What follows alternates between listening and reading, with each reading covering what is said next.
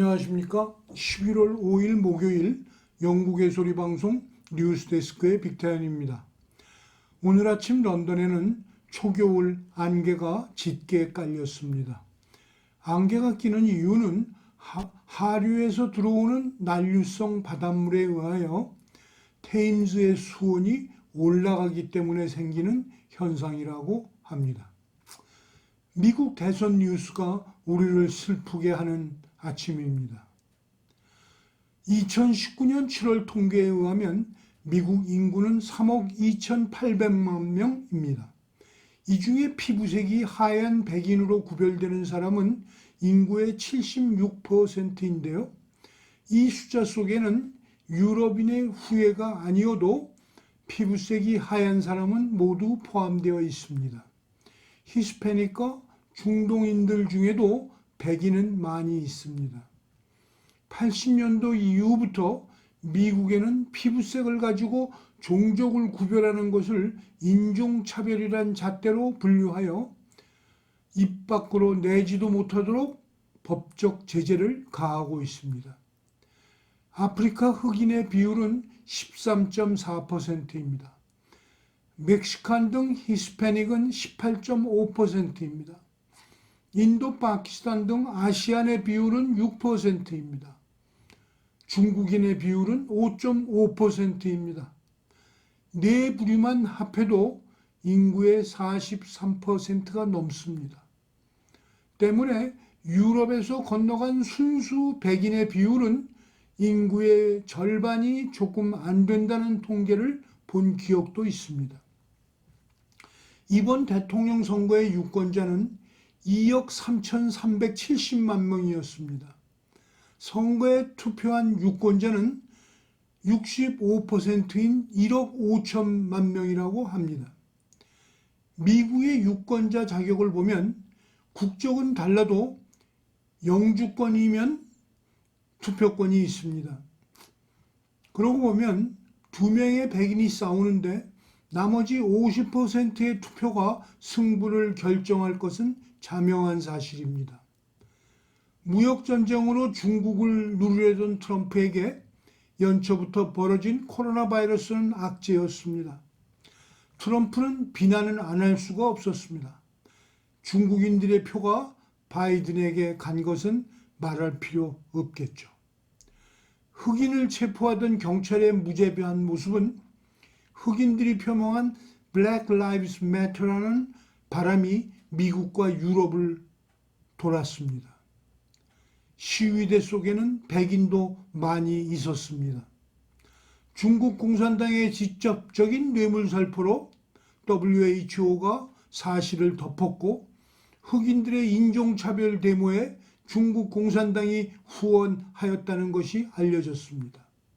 13%의 흑인이 바이든을 찍은 것은 자명한 일이겠죠. 파리 협약에서 기후 문제를 놓고 탈퇴한 트럼프를 비난하고 알고가 운영하는 단체에 거금의 후원금을 제공한 중국 공산당이 쾌재를 불렀습니다. 유식한 척 기후를 논하는 많은 백인들이 바이든을 찍었겠죠. 이러한 분위기 속에서 미국을 다시 한번 미국답게 만들고 싶다는 트럼프 지지자들은 너무도 잘한 결과라고 보여집니다. 이뿐인가요? 뒤늦은 우편 투표가 계속 도착하고요. 중국에서 만든 2만여 개의 가짜 운전면허증이 통관 중 발견되었습니다. 미국에서는 운전면허증이 아이디로 사용됩니다. 군인들의 부재자 투표가 든 봉투가 배달되지 않고 쓰레기통에서 발견되었고요. 군인들의 표는 당연히 거의 모두 트럼프의 표입니다. 트럼프의 변호사들은 개표가 끝나지 않은 위스콘신과 아리조나 등의 개수 정지를 신청하는 고소장을 대법원에 제출하고 있습니다. 아리조나 개표소 앞에는 총기를 든 트럼프 지지자들이 개수가 엉터리라고 재검을 요구하고 있습니다. 부정선거 방법이 4.15 한국 부정선거와 매우 유사한 점도 있어서 더욱 가슴이 아픈 아침입니다. 다음은 박지원 제작팀장이 발췌한 이스라엘의 연구기관이 북한이 핵 개발을 위해 협력하고 있는 국가들의 소식을 전해드리는 내용입니다. 로봇캐스터 아이린이 낭독해드립니다. 그럼 저는 여기서 인사드리고 내일 또 뵙겠습니다.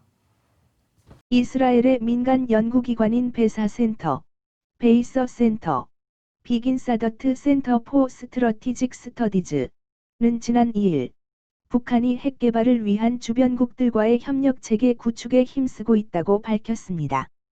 베사센터는 자체 홈페이지에 내패의 위협, 북한, 중국, 파키스탄, 그리고 이란, 더 쿼드로펠 스레트, 노어스 코리아, 차이너, 파키스탄, 앤드 이란 제목으로 게재한 보고서에서 익명의 미국 행정부 관리는 인용해 최근 이란과 북한은 핵심 부품의 이전을 포함한 장거리 미사일 프로젝트의 틀에서 협력을 재개했다고 설명했습니다. 그러면서 지난 9월 8일 한성주 이란 주재 북한 대사와 모즈타바 졸루리 이란 국회 외교정책위원회 위원장이 만나 양국 간의 금융 및 물물 교환 체계에 관해 논의했다고 덧붙였습니다. 여기에서 언급된 북한과의 금융거래는 어떠한 형태로든 유엔 및 미국의 대북 제재 위반 사항이며 물물 교환은 핵과 미사일 개발을 위한 북한과 이란 양국 간의 핵심 부품 이전을 의미한다는 관측입니다. 보고서에 인용된 익명의 미 행정부 관리는 북한이 이란과 추진하고 있는 핵심 부품의 이전은 재래식 탄두 운반 미사일에서 그 이상으로 확장될 수 있다고 말해 그것이 ICBM, 즉 대륙간 탄도미사일이나 SLBM, 즉 잠수함 발사 탄도미사일이 될 수 있음을 암시했습니다. 이런 가운데 보고서는 그것이 무엇이든 북한에서 중국과 파키스탄을 거쳐 이란으로 가는 동안 해당 국가의 협조 아래 감시가 잘 이루어지지 않는 비상업용 항공편 등을 이용해 이전될 수 있다고 지적했습니다.